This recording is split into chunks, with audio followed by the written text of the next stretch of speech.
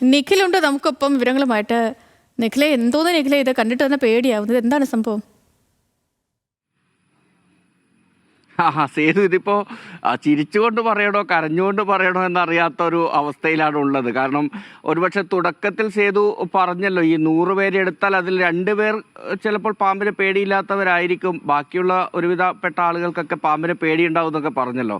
ഇന്നലെ ഇതുപോലെ ഈ 100-ൽ 2 പറയുന്ന 2 പേരിൽ ഒരാളാണ് ഞാനെന്ന് പറഞ്ഞിട്ടാണ് നമ്മുടെ ക്യാമറമാൻ ഇന്ദ്രജിത്ത് ഈ പാമ്പിന്റെ വിഷ്വൽസ് എടുക്കാൻ വേണ്ടി ഇറങ്ങിയത്.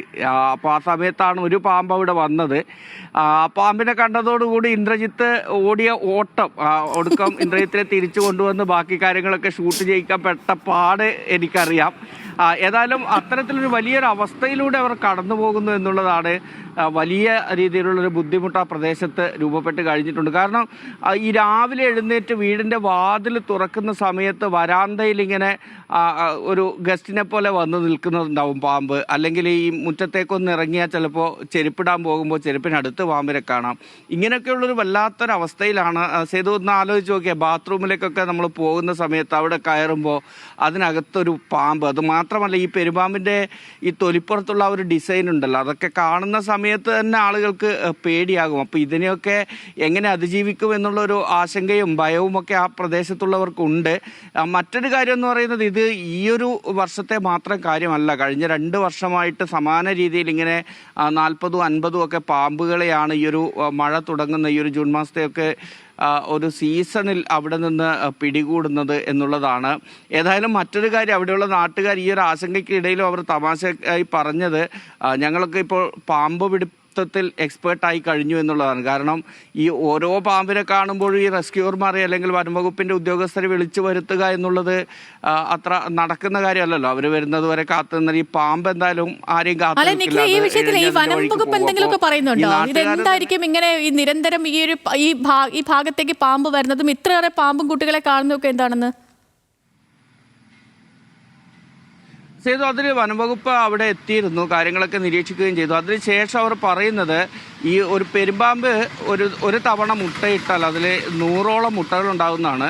ആ മുട്ട പൂർണ്ണമായും വിരിഞ്ഞ് ഈ പാമ്പൻ കുഞ്ഞുങ്ങൾ ഒരു 20-25 ദിവസത്തോളം ആ മുട്ട ഉണ്ടായിരുന്ന സ്ഥലത്ത് തന്നെ കഴിയും. അതിനുശേഷം അവിടെ നിന്ന് സ്വന്തമായി ഇര തേടി അത് പുറത്തേക്ക് ഇറങ്ങുമെന്നാണ് പറയുന്നത്.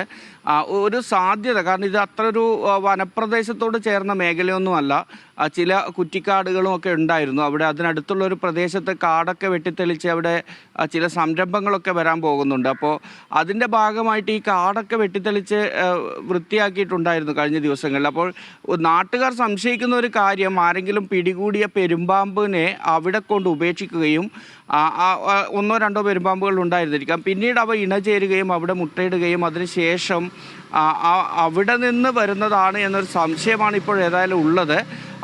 അങ്ങനെയാണ് ആ കുറ്റിക്കാട് പ്രദേശത്ത് നിന്നാണ് ഞാൻ നേരത്തെ ഈ നമ്മുടെ റിപ്പോർട്ടിൽ പറഞ്ഞതുപോലെ ഈ റോഡ് ക്രോസ് ചെയ്ത് ഈ 10ഓളം വീടുകളുള്ള പ്രദേശത്തേക്ക് വരുന്നത്.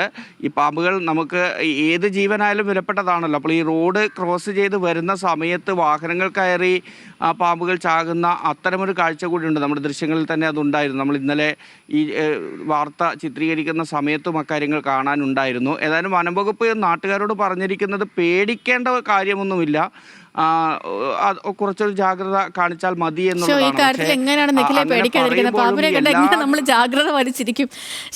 ശരി നിഖിലെ, വല്ലാത്തൊരു സംഭവം പോയി.